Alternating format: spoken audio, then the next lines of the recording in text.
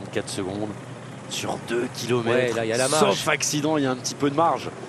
Lenny qui demande le relais. Ouais, il se méfie. Hein. Ils vont les voir, hein, je pense, sur la gauche.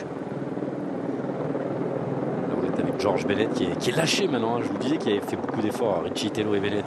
Ils sont en train de les payer, ces efforts. Armando qui part avec Ivan Sosa.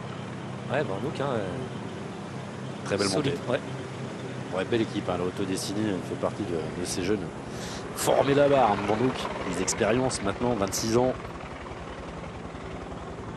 Très belle équipe de développement qui sort énormément de garçons. On avait encore l'année dernière un Lotto Destiny hein, sur le podium avec Lennart Van Etvelt. Il fait une année incroyable. Il a remporté sa première course à étapes au World Tour. C'était le Tour des Émirats Arabes Unis. Lennart Van Etvelt, au nez à la barbe d'un certain Ben O'Connor. José Manuel Diaz. Qui est dans la voiture? Non, qui est le Burgos. D'accord. Je comprenais pas. Un coup, tu me sors José Manuel. Donc, c'est pas Clément Aleno. Ce qui est logique. On a dit que Clément Aleno était sorti un petit peu à contre. Bon, là, ça commence à cogiter. Hein. Attention, les gars.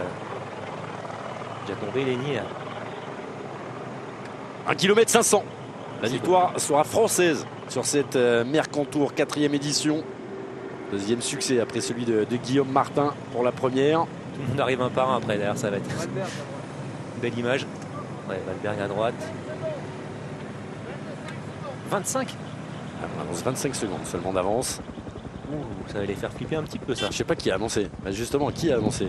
Peut-être pour en obligeant à attaquer. 25, ça follet. 25 secondes, c'est pas pareil. Lenny Martinez se retourne. Après, normalement, il gagne. Sauf que s'il n'y a que 25 secondes, non, mais c'est bon. On ne peut pas trop regarder l'autre. On ne peut pas trop attendre. Je pense qu'il y a un peu plus de 25 secondes. Ouais, mais c'est vrai qu'il les voit. Hein. Sosa qui est en train d'attaquer, qui est en train de lâcher Armando derrière. La moto qui gêne la vision. C'est à moins de faire n'importe quoi, c'est bon, ça va se jouer entre eux. Voilà, dernière longue ligne droite. Alors, la première pour Clément ou une de plus pour Lenny? Il dit quoi le sondage du coup? Le sondage il a arrêté. De toute façon, le sondage il a arrêté, on avait dit 5 minutes, donc le sondage est terminé, je vais vous donner le résultat, on va voir. À mon avis, il n'y a pas eu d'inversion. Hein. Attaque de Lenny Martinez. À 900 mètres, juste après la flamme.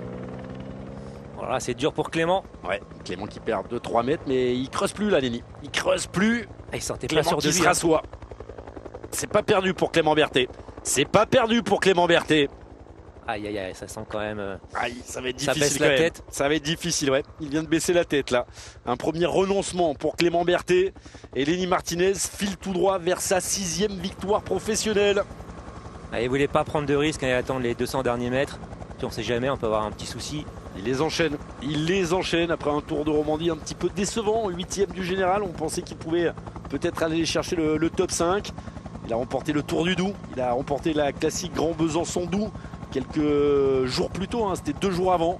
Il avait attaqué par une victoire à la classique VAR, 500 mètres. Cette nouvelle course d'un jour, il a remporté le trophée La Eguelia.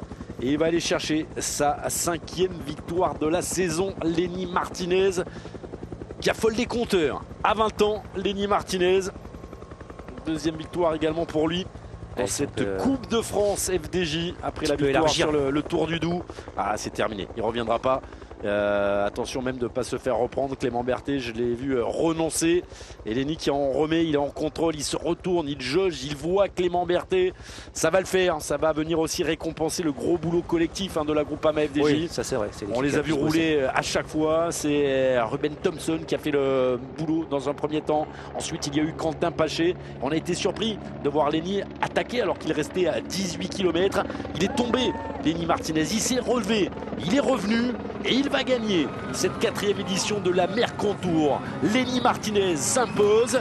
Une victoire supplémentaire, la 9e de la saison pour la Groupama FDJ. Et malheureusement, encore une 2e place pour Clément Berthet. Et encore une fois, comme au Tour du Doubs, derrière Lenny Martinez. Clément qui n'est pas passé loin, il a très bien joué. La 3e place va se jouer au sprint entre Harm Van Hoek et Ivan Sosa. Avantage normalement à Van Hoek. 4e place pour Ivan Sosa. On attend la suite ici.